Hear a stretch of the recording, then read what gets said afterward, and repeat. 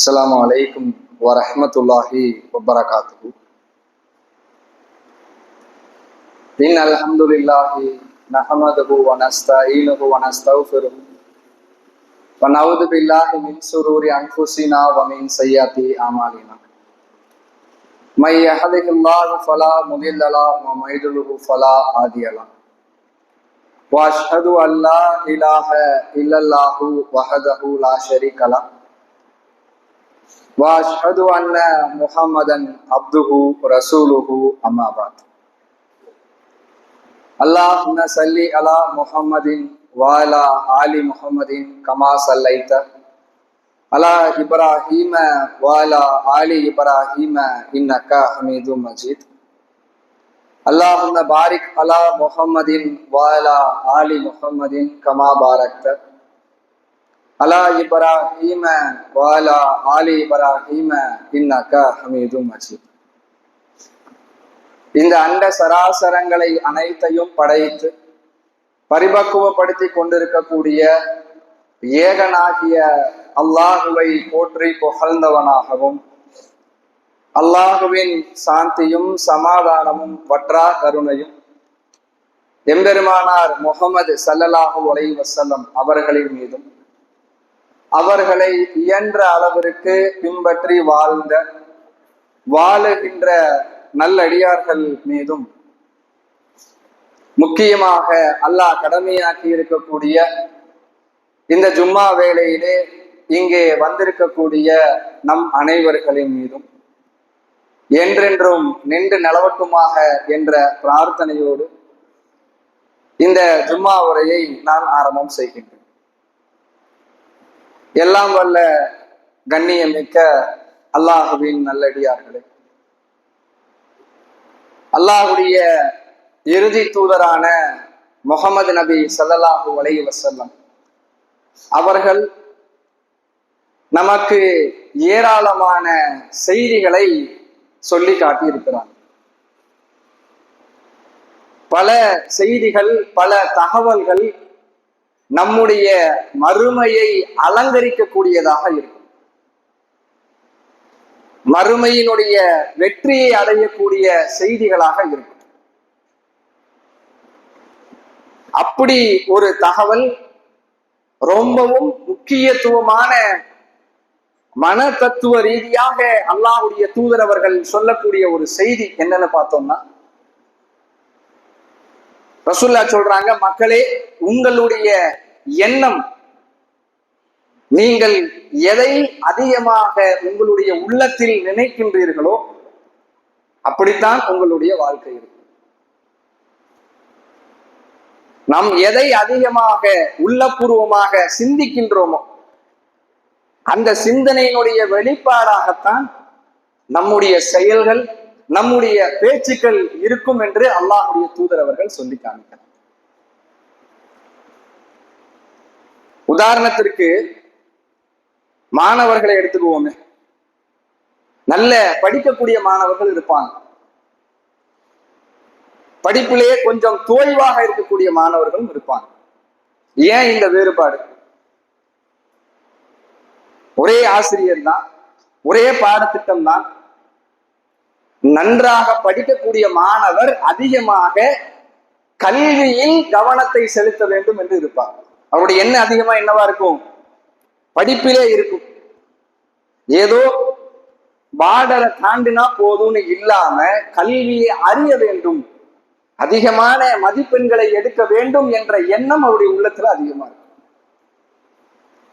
Pass ஆனா போதும், இல்ல நான் இன்னும் மேலாக இருக்க வேண்டும், என்னை நான் இன்னும் மேலாக்கி கொள்ள வேண்டும், என்னை நான் இன்னும் அலங்கரித்துக் கொள்ள வேண்டும்.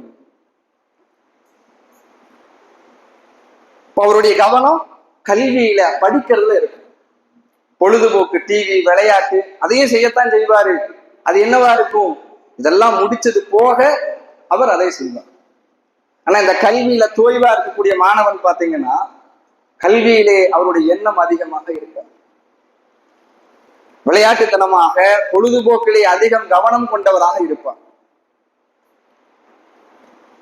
இப்ப நம்ம எதை அதிகமா நினைக்கிறோமோ அதுதான் நம்ம கிட்ட இருந்து வெளிப்படும். இதைத்தான் அல்லாஹ்வுடைய தூதர் அவர்கள் சொல்லுகின்றார். ஒரு ஓட்ட பந்தய வீரரை பார்த்தீங்கன்னா கடுமையாக அவர் பயிற்சி எடுப்பார். அது மட்டும் இல்லாம அவர் தன்னுடைய உணவு பழக்கங்கள், தன்னுடைய தூங்கக்கூடிய முறைகள், இதை அனைத்தையும் சரி செய்து கொள்வார். ஏன்னா அவருடைய உள்ளத்துல அதிகமாக அந்த போட்டியினுடைய எண்ணம் இருக்கு.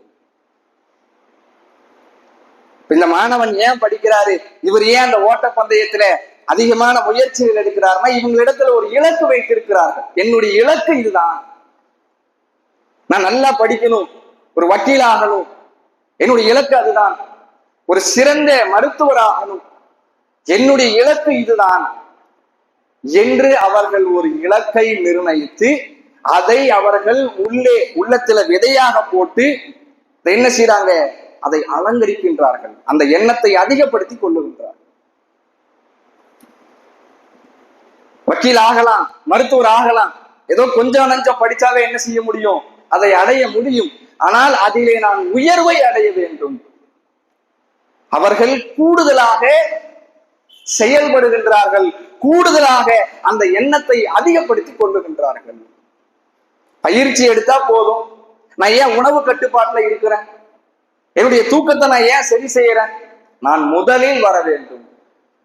என்னுடைய உடல் உணவின் காரணமாக எங்கேயும் சதை போட்டு விடக்கூடாது. ஒரு 50 கிராம் என்னுடைய உடம்புல ஏறத நான் தவிர்த்து கொள்ளுவேன், கூடுதலா கவனம் செலுத்துறான். ஏன்னா முதல்ல வரும். நம்ம எதை நினைக்கிறோமோ அதுதான் நம்முடைய வெளிப்பாடாக இருக்கும். நம்முடைய இலக்கை அடைவதற்கு அப்படிப்பட்ட எண்ணங்கள் நம்மிடத்தில் இருக்க வேண்டும். அப்பதான் அந்த இலக்கை அடைவது என்பது இலகுவாக அமையும். நம்முடைய எண்ணங்கள்லாம் என்ன? ஒவ்வொரு மூமியினுடைய எண்ணமும் சொர்க்கத்திலே அல்லாஹ் நம்மை குடியமர்த்த வேண்டும். சொர்க்கத்திலே இருக்கக்கூடிய தெருக்களில், வீடுகளில் எனக்கு ஒரு வீடு அல்லாஹ் கொடுக்க வேண்டும். அதுதான் ஒவ்வொரு மூமியினுடைய எண்ணமாக இருக்கிறது. ஆனா சிந்திச்சு பாருங்களேன்,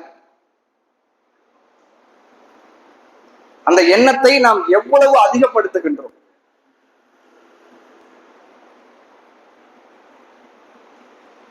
அந்த எண்ணம் நம்முடைய உள்ளத்திலே எந்த அளவிற்கு நிறைந்து அப்படியே நிரப்பப்பட்டு இருக்கிறது.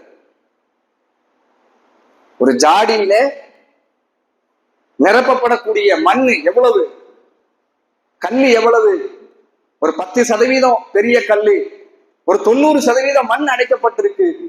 அப்படி நம்முடைய உள்ளம் எதால அடைக்கப்பட்டிருக்கிறது? 20% மறுமை அந்த சிந்தனை அடைக்கப்பட்டிருக்கிறது. 30% மறுமையினுடைய எண்ணம் அந்த சிந்தனை அடைக்கப்பட்டிருக்கு. மீதம்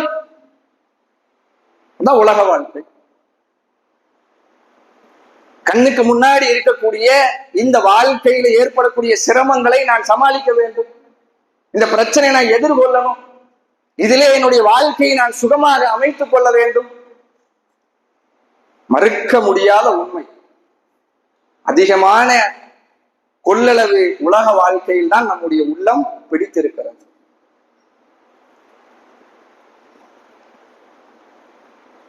நபி தோழர்களுடைய ஏராளமான வரலாறுகள் நமக்கு மிகப்பெரிய படிப்பினை. இப்படி சிந்திப்பா, உன்னுடைய உள்ளத்துல இப்படிப்பட்ட எண்ணங்களை நீ அதிகமா நிரப்பு. அப்படிப்பட்ட ஒரு நபி தோழர் அம்ர் பின் ஜமூஹ் ரலியல்லாஹு அன்ஹு. இவரை தெரிஞ்சுக்கிறதுக்கு முன்னாடி இவருடைய பிள்ளையை தெரிஞ்சுக்குவோம். இவருடைய மகன் யாருன்னா முஆத்தா பின் அம்ர் பின் ஜமூஹ். இவர் பத்ரு போர்க்களத்திலே கலந்து கொள்ளுகின்றார். தந்தைக்கு முன்னாடி மகன் இஸ்லாத்துக்கு வந்துடுறார். பத்ரு போர்க்களத்திலே அப்துர் ரஹ்மான் பின் அவுஃப் ரலியல்லாஹு அன்ஹு அவர்களுக்கு பக்கத்திலே வலதிலும் இடதிலும் 2 சிறுவர்கள் நிற்கிறாங்க. ஒரு வருத்தப்படுறார், சிறந்த வீரர் ஒரு இளைஞன் இருந்திருக்க கூடாதா, சின்ன பசங்களா இருக்கிறாங்களே. அதுல இருக்கக்கூடிய ஒருவர் தான் இவருடைய மகன் முஆத்தா பின் அம்ர் பின் அல் ஜமூத். அவர் அப்துர் ரஹ்மான் பின் அவுஃப் ரலியல்லாஹு அன்ஹு கூப்பிட்டு கேட்கிறாரு, அல்லாஹ்வுடைய தூதரை ஒருத்தன் திட்டுகின்றானாமே, அந்த அபூஜஹலை நீங்கள் எனக்கு காண்பீங்க. சரி, காமிச்சா என்னப்பா செய்ய? அவரு சொல்றாரு, என்னுடைய உடலும் அவனுடைய உடலும் ஒன்றாகத்தான் இருக்கும். எது வரைக்கும்? ஒன்னா நான் மரணிக்க வேண்டும், இல்லை அவன் மரணிக்க வேண்டும். ரெண்டு பேருடைய உடலும் ஒன்னாத்தான் இருக்கும். ஒன்னா அவனுடைய மரணத்தினால் அவன் உடம்பு கீழே விழும், இல்லை என்னுடைய மரணத்தால் என்னுடைய உடம்பு கீழே விழும். சொல்றாரு. அபூஜஹல் அவனுடைய படைக்கு முன்னாடி வர்றான். அப்துல் ரஹ்மான் பின் அவுஃப் சொல்றாங்க, அதுவும் அபூஜஹல். சொன்ன மாத்திரம் ரெண்டு பேர் உறைந்து போறாங்க. அபூஜஹல் அவர்களை வெல்லுகின்றார்கள். ரசூலுல்லாஹ் இந்த செய்தி போகுது. அல்லாஹ்வுடைய தூதர் அவர்கள் யார் அபூஜஹலை கொன்றார்கள் ரெண்டு பேரையும் கூப்பிடுறாங்க. ஏன்னா கொல்லப்பட்டவருடைய அந்த போர் பொருட்கள் யார் அவரை வென்றாரோ அவருக்கு உரியது. ரெண்டு பேருடைய வாளிலும் பெரிதாக வித்தியாசம் தெரியல. ரெண்டு பேருடைய வாளிலும் அபூஜஹலுடைய ரத்தம் அதிகமாக இருப்பதை ரசூலுல்லாஹ் பார்க்கிறார். அதிலே கொஞ்சம் கூடுதலாக முஆத்தா பின் அம்ர் பின் அல் ஜமூஹ் ரலியல்லாஹு அன்ஹு அவருடைய வாளிலே இருப்பதை ரசூலுல்லாஹ் பார்த்து அவருக்கு கொடுக்கிறார். இவருடைய தகப்பனார் தான் அம்ர் பின் ஜமூஹ் ரலியல்லாஹு அன்ஹு. மகன் தகப்பனாருக்கு தாவா செய்யறாரு. தகப்பனார் இஸ்லாத்துக்கு வராங்க. உஹது போர்க்களத்திலே கலந்து கொண்டிருந்தார். மகன் பத்ரு போர், தகப்பனார் உஹது போர்.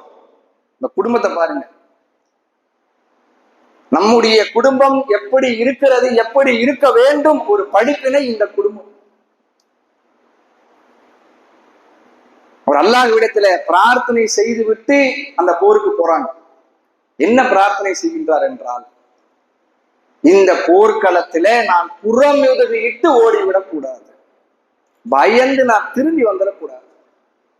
அதே மாதிரி நான் என்னுடைய குடும்பத்திற்கு திரும்பவும் உயிரோடு வந்துவிடக் கூடாது. எனக்கு அந்த போர்க்களத்திலே ஷஹீத் அந்தஸ்தை நீ வழங்க வேண்டும். அல்லாஹ்விடத்திலே இப்படிப்பட்ட ஒரு பிரார்த்தனையை செய்து விட்டு போறார்.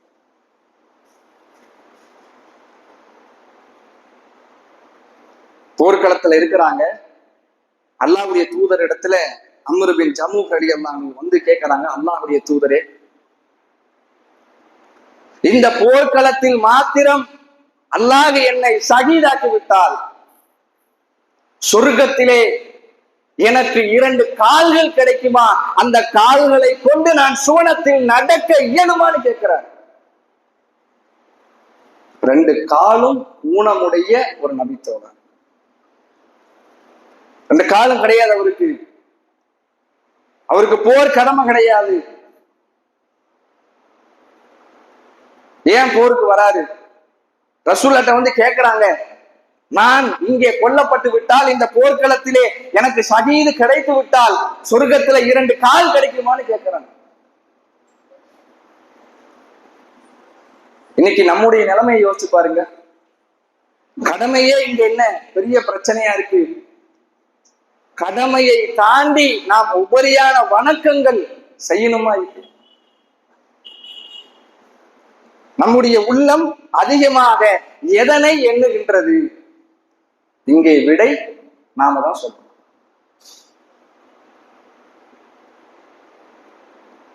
அல்லாஹ்வுடைய தூதர் சொல்லுகின்றார்கள், என்னுடைய அடியான் என்னிடத்துல எப்படி நெருக்கத்தை ஏற்படுத்திக் கொள்ள முடியும்? அவனுடைய கடமையான வணக்கங்களை செய்வதன் மூலியமாக அல்லாஹ்விடத்தில் நெருக்கத்தை ஏற்படுத்திக்க முடியும். வேற எதன் மூலியமாக நெருக்கத்தை ஏற்படுத்த முடியாது. இன்னும் உபரியான கடமை அல்லாத உபரியான வணக்கங்களை செய்வதன் மூலியமாக, சுன்னத்தான வணக்கங்களை செய்வதன் மூலியமாக இன்னும் என்னுடைய அடியான் என்னிடத்தில் நெருங்கிக்கிட்டே இருக்கிறான். அல்லாஹ்வுடைய தூதர் அவர்கள் மறுமையினுடைய வெற்றி அல்லாஹ் நாடினால்தான், அல்லாஹ் நம்முடைய பாவங்களை மன்னித்தால் தான் பரிசுத்தமான ஆத்மாவாக நம்மால் சுவனத்தில் நுழைய முடியும். இல்லைன்னா முடியாது. அல்லாஹ் எப்ப நம்மளுடைய மன்னிப்பான்? அல்லாஹ்வுடைய கருணை எப்பொழுது நம் மீது வரும்? அல்லாஹ் கிட்ட நெருக்கத்தை நம்ம ஏற்படுத்தி கொண்டே இருக்கணுமா இல்லையா? அவருக்கு கடமையே கிடையாது போரு. இன்னும் அப்படிப்பட்ட நபர்களை பார்த்து நாம் பொறாமைப்பட வேண்டும். சிந்திச்சு பாருங்க, அவருக்கு ஊனம் இருக்கு, அவரால் இபாதத்துகள் செய்ய முடியாது, பள்ளிவாசலுக்கு வர முடியாது, தொழுகை சிரமம், ஆனாலும் அந்த கடமையை நிறைவேற்றுகின்றார். ஒரு ஆரோக்கியமான மனிதர் வணங்குவதை காட்டிலும் அவருக்கு அந்த வணக்கத்தின் மூலியமாக கிடைக்கக்கூடிய நன்மையை காட்டிலும் இப்படிப்பட்ட நபர்களுக்கு நன்மை அதிகமாக வரும்னு மார்க்கம் நமக்கு புரிய வைக்கிறது. பொறாமை பண்ணுங்க. ஆரோக்கியமா இருக்கிறவங்க ஊனமானவர்களை பார்த்து பொறாமைப்பட வேண்டும். என்னை விட அல்லாஹ் அவனுக்கு கூலி அதிகமா கொடுக்குறாங்க. நான் தொழுகிறேன், அவரும் தொழுகிறாரு, ஆனா அல்லாஹ் அவருக்கு கூலி அதிகமா கொடுக்குறானே, எனக்கு அல்லாஹ் குறைச்சு கொடுக்குறானே. நம்ம எதை பார்த்து பொறாமைப்படுறோம்? மற்றவர்களுடைய வாழ்க்கை, செல்வம், அதை பார்த்து நம்ம என்ன செய்யறோம்? ஆசைப்படுகின்றோம், பொறாமைப்படுகின்றோம். இப்படிப்பட்ட வாழ்க்கை எனக்கு கிடைக்க கூடாது, இப்படிப்பட்ட பொருளாதாரம் சம்பாதிக்கக்கூடிய வாய்ப்போ வியாபாரமோ வேலையோ எனக்கு கிடைக்க கூடாது, அப்படி நம்ம ஆசைப்படுகின்றோம். அல்லாஹ்வுடைய தூதர் அவர்கள் இறந்து போன உஹது போர்க்களத்துல ஷஹீதானவர்களை அல்லாஹ்வுடைய தூதர் அவர்கள் பார்த்துக்கிட்டே வராங்க. ரசூலுல்லாஹ் தேடுறாங்க. அம்ர் பின் ஜமூ அவருடைய ஜனாசாவை அல்லாஹ்வுடைய தூதர் அவர்கள் அப்படியே தேடிக்கிட்டே வராங்க. நபி தோழர்களிடத்திலே அல்லாஹ்வுடைய தூதர் அவர்கள் சொல்லுகின்றார்கள், இதோ அம்ர் பின் ஜமூ தன்னுடைய 2 கால்களால் சுவனத்தில் நடப்பதை அல்லாஹ் எனக்கு காட்டிவிட்டான். எதை எண்ணி வந்தாரோ, எதை அவருடைய உள்ள முழுவதும் நிரப்பிக் கொண்டு வந்தாரோ அதை அல்லாஹ் அங்கீகரித்து விட்டான். அவருடைய இலக்கை அவர் சரியாக அடைந்து விட்டார். நம்முடைய நிலை கடமை இல்லை, ஆனா என்னுடைய உள்ள முழுவதும் சுவனத்தை, மறுமையினுடைய வெற்றியை ஆசை கொண்டதாக இருக்கிறது.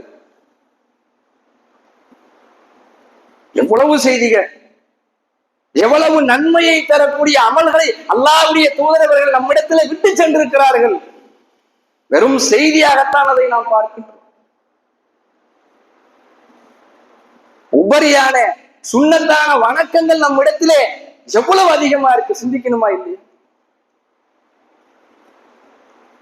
நபி தோழருடைய உள்ளம் முழுவதும் மறுமை மறுமை மறுமை இதுதான் இருந்துச்சு. நம்முடைய உள்ளம் எவ்வளவு நன்மைகளை அல்லாஹ்வுடைய தூதர் அவர்கள் நமக்கு விட்டு சென்றிருக்கிறார். சொர்க்கம், அதிலே ஒரு நல்ல மாளிகை, சாட்டை அளவுக்கு இடம் கிடைச்சா போதும்ட்டாங்க ரசூலுல்லாஹ். இன்னொரு பக்கம் பார்த்தா நரகத்தினுடைய சின்ன வேதனை இருந்து நமக்கு பாதுகாப்பு கிடைச்சிட்டா போதும். அதுக்குத்தானே இவ்வளவு ரசூலுல்லாஹ் சொல்றாங்க, சொர்க்கத்துல உனக்கு மாளிகையே கிடைக்கும்பா. அதுக்கு பெரிய பெரிய செயல்களை செய்ய வேண்டுமா? என்னுடைய அறிவை நான் கசக்கி பிழிய வேண்டுமா? ஒண்ணுமே கிடையாது. 12 ரக்காத் சுன்னத் தொழுகைகள். அதை யார் தொடர்ச்சியாக தொழுது வருகின்றார்களோ அவர்களுக்கு சுவனத்திலே மாளிகையை தங்கத்திலே எல்லாம் கட்டி தரான்றாங்க ரசூலுல்லாஹ். பெரிய ஒரு கஷ்டமான காரியம் கிடையாது. ஆனா நம்ம செய்யறோமா? ஏன் செய்ய மாட்டேங்கிறோம்? நம்முடைய உள்ளம் முழுவதும், நம்முடைய உள்ளத்திலே அதிகமான இடம் உலக வாழ்க்கை தான் இருக்கிறது. இப்படி வச்சுக்குவோமே, ஒரு உதாரணத்திற்கு, நீங்கள் விரும்பக்கூடிய ஒரு மாளிகை உங்களுக்கு உண்டு உலகத்துல, மறுமையில கிடையாது. ஒரு ஒப்பந்தம், நீ 12 ரக்காத் தினந்தோறும் சுன்னத் தொழுகுனா உனக்கு அந்த மாளிகை உலக வாழ்க்கையிலே கிடைக்கும். இந்தா புடி சாவிய. எவ்வளவு பேர் வரிசையில் நிற்போம் ஒப்பந்தத்துல கையெழுத்து போட. சிந்திச்சு பாருங்க. நிக்க மாட்டோமா? எனக்கு வேண்டான்னு விட்டுருவோமா? அந்த ஒப்பந்தம் அதை மீறினால் அந்த வீடு, மாளிகை பறிமுதல் செய்யப்படும். என்ன மீறது? நீ என்னைக்கு அந்த 12 ரக்காத் சுன்னத்தை விடுறையோ ஒப்பந்தம் மீறிட்ட, உன்னிடத்தில் இருந்து அந்த மாளிகை பறிமுதல் செய்யப்படும். விட்டுருவோமா? ஃபரலுக்கு கொடுக்கக்கூடிய முக்கியத்துவத்தை விட சுன்னத்துக்கு கொடுப்போமா இல்லையா? சிந்திச்சு பாருங்க. சொர்க்கத்திலே மாளிகை இருக்கிறதுலயே சிறந்த தங்குமிடம் அதுதான். அதுல கிடைக்கக்கூடிய மாளிகை அதை நாம் விட்டு கொண்டு இருக்கிறோம். அவ்வளவு அலட்சியமாக அமல்களிலே நம்முடைய சிந்தனை இருக்கிறது. அதுல எவ்வளவு நன்மை. ஃபஜருடைய முன் சுன்னத் 2 ரக்காத் ரசூலுல்லாஹ் தராசிடுகின்றார்கள். உலக வாழ்க்கையில் இருக்கக்கூடிய எல்லா பொருளையும் கொண்டாந்து வை ஒரு பக்கம் இந்த 2 ரக்காத் சுன்னத்தை வை. இதுதான் எடை அதிகம்ன்றாங்க ரசூலுல்லாஹ். 2 ரக்காத் முன் சுன்னத் அவ்வளவு முக்கியம் ரசூலுல்லாஹ். அதனாலதான் பின்னாடியாவது தொழுதுருங்கன்றாங்க ரசூலுல்லாஹ். விட்டுறாதீங்க, அந்த நன்மையை விட்டுறாதீங்கன்றாங்க ரசூலுல்லாஹ். செய்யறோமா? லுகருடைய முன் சுன்னத் 4 ரக்காயத்துகள் யார் தொழுகின்றார்களோ அவர்களுக்கு நரகம் ஹராம் தடை செய்யப்பட்டு விட்டது ரசூலுல்லாஹ். இதுக்கு தாங்க இவ்வளவு சிரமப்படுறோம். என அல்லாஹ் நரகத்திலிருந்து பாதுகாக்க வேண்டும். தடையின்ட்டு அல்லாஹ் லுகருடைய முன் சுன்னத் 4 ரக்காயத்துகள் நாம் தொழுதால் இந்த நன்மை கிடைச்சு. லுகர்ல ஃபஜர்ல 2, லுகருக்கு முன்னு 4, பின்னாடி 2 ரக்காத்து, 8 ரக்காத் இதுலயே முடிஞ்சிருச்சு. மக்ரிபினுடைய பின்னாடி 2 ரக்காத், இஷாவுக்கு பின்னாடி 2 ரக்காத், அழகா 12 தொழுதல். அல்லாஹ்வுடைய தூதர் அவர்கள் அதிகமாக சுன்னத் இப்படித்தான் தொழுதிருக்கிறாங்க. இந்த முறைப்படி தொழுதால் மட்டும் நமக்கு சுவனத்திலே மாளிகை கிடைக்கும். ஃபஜருக்கு முன்னாடி 2, லுகருக்கு முன்னாடி 4, லுகருக்கு பின்னாடி 2, அதே மாதிரி மக்ரிபுக்கு பின்னாடி 2, இஷாவுக்கு பின்னாடி 2.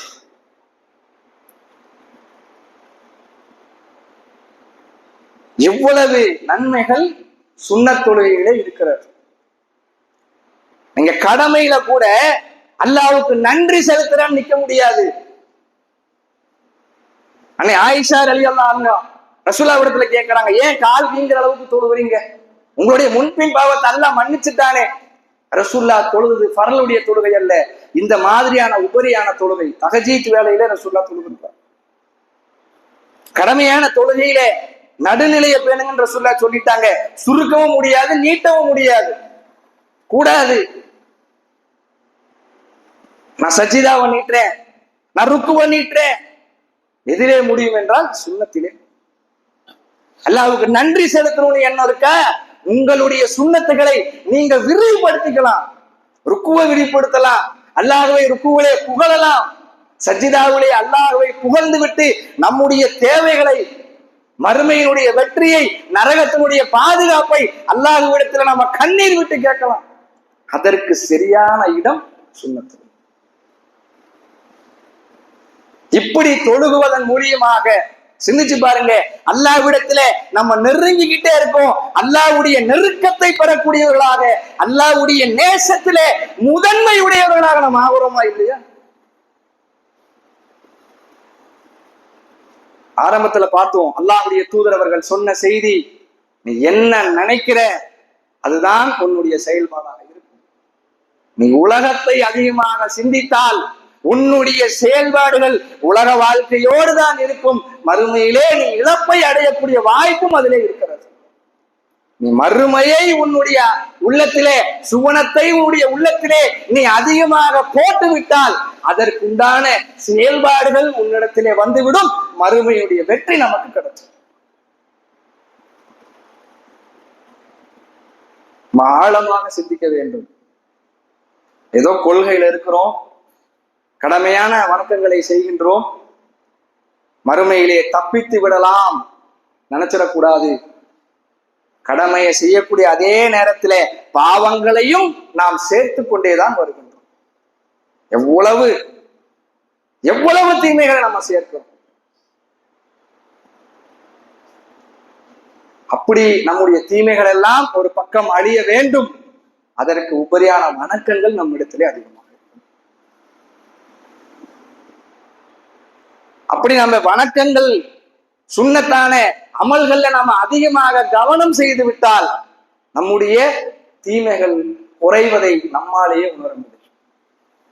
ஆக அல்லாஹ்வுடைய நல்லடியார்களே, நம்முடைய எண்ணத்தை முதலில் சரி செய்வோம். அதிகமான வணக்கங்கள், கூடுதலான வணக்கங்கள், சுன்னத்தான தொழுகைகளை தொழுது சுவனத்தை இலகுவாக பெறக்கூடிய ஒரு நல்லடியார்களாக நாம் அனைவரும் ஆக வேண்டும் என்ற பிரார்த்தனையோடு எனது இந்த முதல் உரையை நான் நிறைவு செய்கின்றேன். முதல் உரையில நம்முடைய எண்ணங்கள் அதிகமாக மறுமையை நோக்கி இருக்க வேண்டும், அதற்குண்டான அமல்கள் நம்மிடத்திலே இருக்க வேண்டும், சுன்னத்தான தொழுகைகள் நம்மிடத்தில் இருக்க வேண்டும் என்பதை பார்த்தோம். அல்லாஹ் நேர் வழியை நமக்கு கொடுத்திருக்கிறான். அது மாத்திரம் அல்லாமல் அந்த நேர் வழியிலே நிறைய நன்மைகளை நம்ம செய்யக்கூடிய உள்ள தூய்மையோடு அல்லாஹ்விடத்தில் நன்மையை எதிர்பார்த்தவர்களாக எதையெல்லாம் நாம செய்யறோமோ அதிலே எல்லாத்திலையும் அல்லாஹ் நமக்கு நன்மையை வழங்குகின்றான். ஒழு இருக்கு பாருங்க, தொழுகைக்கு முன்னாடி நாம செய்யக்கூடிய அங்க தூய்மை, அதிலே எவ்வளவு நன்மைகள் இருக்கிறது. அதை எவ்வளவு சாதாரணமாக நம்ம கடந்து விடுகின்றோம். ஒழு செய்யக்கூடிய அந்த வேளையில நம்முடைய முகத்தை கழுவுகின்றோம். கண்களால் செய்த பாவங்கள் அந்த தண்ணீரால அப்படியே நம்ம உடம்ப விட்டு போகுது. கடைசி சொட்டு நாம் செய்த பாவங்கள் அதிலே கழுவப்படுகின்றன. கைகள், நம்ம கைகளை கொண்டு ஒழு செய்கின்றோம். கைகள்ல இருந்து தண்ணீர் போகும் பொழுது நம்ம கைகளால் செய்த பாவங்கள் மன்னிக்கப்படுகிறது. காலுக்கு ஒழு செய்யறோம், இந்த காலில் செஞ்ச பாவம் செய்யறதுக்காக அந்த காலை பயன்படுத்துகின்றோம். ஒழுவின் காரணமாக அந்த பாவங்கள் மன்னிக்கப்படுகிறது. தண்ணியை எடுத்து சுத்தம் மன்னிக்கிறது, வேற ஒண்ணுமே இல்லை. அதுக்கு அல்லாஹ் எவ்வளவு நன்மையை கொடுக்கிறான். அல்லாஹ்வுடைய கருணை நம்ம இதிலெல்லாம் பார்த்து கொள்ளணும். அப்படி ஒழு செய்யக்கூடிய நேரத்துல நம்ம ஒழு செய்து முடித்து விட்டு அஷ்ஹது அல்லா இலாஹ இல்லல்லாஹ் வ அன்ன முஹம்மதன் அப்துஹு ரசூலுஹு சொல்றோம் இல்லையா, அந்த துவா யாரெல்லாம் ஒழு செய்யறத சரியா செய்யணும், முழுமையாக ஒழு செய்து விட்டு இந்த துவாவை சொல்றாங்களோ சொர்க்கத்தினுடைய 8 வாசல்கள் திறக்கப்படுகின்றது. அல்லாஹ்வுடைய தூதர் சொல்லுது, அவருக்காக சொர்க்கத்தினுடைய 8 வாயில்களும் திறக்கப்படுகின்றன என்று ரசூலுல்லாஹ் சொல்றாங்க. ஒழுவை நம்ம சாதாரணமா நினைச்சிடக்கூடாது. ஒழு சரியா இல்லைன்னா அந்த உறுப்பை நரகம் தீண்டி விடும். அல்லாஹ்வுடைய தூதர் அவர்கள் எச்சரிக்கையும் செய்யறாங்க. ஒழுவை நீ சரியா செய்யறாங்க. கௌசர் தடாகத்திலே, அந்த மஹ்ஷர் மைதானத்திலே எந்த தண்ணியும் இருக்காத அந்த வேளையில அந்த இடத்துல கௌசர் தடாகத்தில் மட்டும்தான் தண்ணீர். அதுவும் யாருக்கு கொடுக்கப்படும்னா ஒழுவால் நம்முடைய அந்த 5 உறுப்புகள் மின்னும், அதன் மூலியமாகத்தான் தண்ணீர் கிடைக்கும். அபூ ஹுரைரா ரலியல்லாஹு அன்ஹு சொல்லக்கூடிய செய்தி, நீங்கள் உங்களுடைய ஒழுவை நீட்டிக்கங்க, அல்லாஹ்வுடைய தூதரிடத்திலிருந்த செய்தியை நான் கேள்விப்பட்டேன், அதனால உங்களுடைய ஒழுவை நீங்கள் நீட்டிக்கங்கன்றார். உங்களுடைய உறுப்புகள் இன்னும் கூடுதலா வெண்மையா தெரியும். கௌசர் தடாகத்திலே வெண்மையாக தெரியக்கூடிய உறுப்புகள், அதன் காரணமாக அங்கே தண்ணீர் நமக்கு இன்ஷா அல்லாஹ். ஒழு இல்லைன்னா கிடைக்காது. யார் அழகான முறையில ஒழு செய்து விட்டு சரியாக அந்த தொழுகையை தொழுகின்றார்களோ, வேற எந்த சிந்தனையும் இருக்கக்கூடாது, நல்லா வணங்குறேன் அந்த மாதிரி சிந்தனையோடு யார் தொழுகின்றார்களோ அவர்களுக்கு அடுத்து வர இருக்கக்கூடிய அந்த தொழுகை வரைக்கும் அவர்கள் செய்யக்கூடிய சின்ன பாவங்கள் மன்னிக்கப்படும். ஒரு செய்தியில இப்படி வருது, இன்னொரு செய்தியில எப்படி வருதுன்னா அதற்கு முன்னாடி இருந்த அந்த வக்தினுடைய தொழுகை, அதுல இருந்து அவர் செஞ்ச தீமைகள் மன்னிக்கப்படுகின்றன. எப்படி புரிஞ்சுக்கலாம்? நான் லுகர் அழகா ஒழு செஞ்சுட்டு சரியான முறையில அல்லாஹ்வுடைய தூதர் காட்டி தந்த அடிப்படையில அல்லாஹ்வை நினைவு கூர்ந்து மட்டும் என்னுடைய தொழுகையை நான் தொழுகின்றேன். எனக்கு முன்னாடி ஃபஜ்ர்ல இருந்து லுகர் வரைக்கும் நான் செஞ்ச சின்ன பாவங்கள் மன்னிக்கப்படும். அடுத்தது அசர் வரைக்கும் நான் செய்ய இருக்கின்ற சின்ன சின்ன பாவங்கள் மன்னிக்கப்படும். சாதாரணமா நம்ம நினைக்கக்கூடிய அந்த ஒழுவில் இவ்வளவு நன்மை அல்ல நமக்கு வழங்குகின்ற மார்க்கம். அதிலே நாம் நிய்யத்தோடு இதை நான் உள்ள தூய்மையாக என்னை படைத்த இறைவனுக்காக என்னுடைய மறுமையினுடைய வெற்றிக்காக இதை நான் செய்கின்றேன். அப்படி நாம் எதை செய்தாலும் அல்லாஹ்விடத்துல பெரிய கூலியை எதிர்பார்க்கலாம். இன்ஷா அல்லாஹ் வரக்கூடிய காலங்கள்ல நம்முடைய மரணம் வரைக்கும் இந்த சுன்னத் தொழுகையை விடக்கூடாதவர்களாக, நன்மைகளை அதிகப்படுத்தக்கூடியவர்களாக நம் அனைவரையும் அல்லாஹ் ஆக்கியவர்கள் புரிய வேண்டும் என்கின்ற பிரார்த்தனையோடு இந்த உரையை நிறைவு செய்கின்றேன். வாஹிரு தஅவானா அல்ஹம்துலில்லாஹி ரப்பில் ஆலமீன். அஸ்ஸலாமு அலைக்கும் வரஹ்மத்துல்லாஹி வபரகாத்துஹு.